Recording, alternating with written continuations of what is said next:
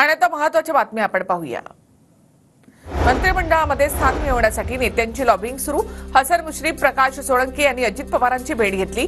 लोहार समाजाच्या प्रतिनिधींनी अजित पवारांची भेट घेतली। दत्ता भरणेंना मंत्रिपद मिळावं, अजित पवारांकडे मागणी। शिंदे गटाचे नांदेड उत्तरचे आमदार बालाजी कल्याणकर यांना मंत्रिपदाचे वेध। शिंदे दिलेला शब्द पाळतील, मला आशीर्वाद देतील, बालाजी कल्याणकर यांचा विश्वास।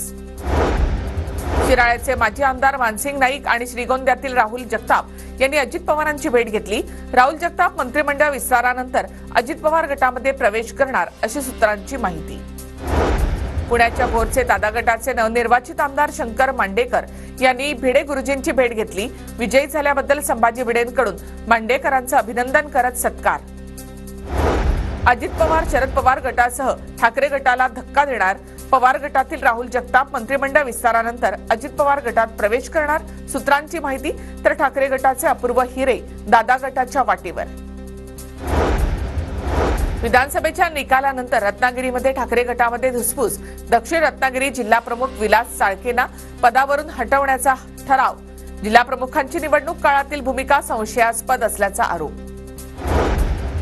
बुलढाण्यामध्ये शिंदेंच्या शिवसेनेचा वाद चव्हाट्यावर। निवडणुकीमध्ये माझ्याच पक्षातील नेत्यांनी माझं काम केलं नाही, संजय गायकवाडांचा आरोप। तर मतं कमी पडल्यामुळे माझ्यावर आरोप, प्रतापराव जाधव यांचं प्रत्युत्तर।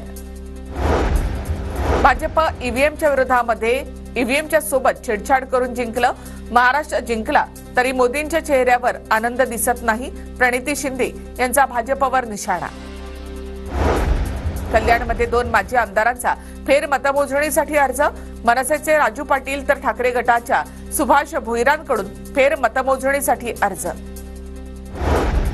महाविकास आघाडीचं शिष्टमंडळ उद्या निवडणूक आयोगाची भेट घेणार। निवडणूक आयोगाला भेट देणाऱ्या शिष्टमंडळामध्ये नाना पटोले यांचाही समावेश। काही ठिकाणी आम्हाला मतच नाहीत, पण विरोधकांना अधिकची मतं गेली। या प्रकरणी कायदेशीर प्रक्रियाही होताना दिसत नाही। महाराष्ट्रामध्ये उठाव होणार, काँग्रेसचे खासदार कल्याण काळे यांचं विधान। भांडूपच्या गाढवनाका परिसरामध्ये ठाकरे गटाच्या कार्यालयासमोर शिंदे गटाची रॅली। ठाकरे गटाचे माजी आमदार रमेश कोरगावकर यांच्या कार्यालयासमोर विजयी उमेदवार अशोक पाटील यांनी धनुष्यबाण घेतलं हाती। धाराशिव आणि तुळजापुरातील बॅनरबाजीनं वेधलं लक्ष।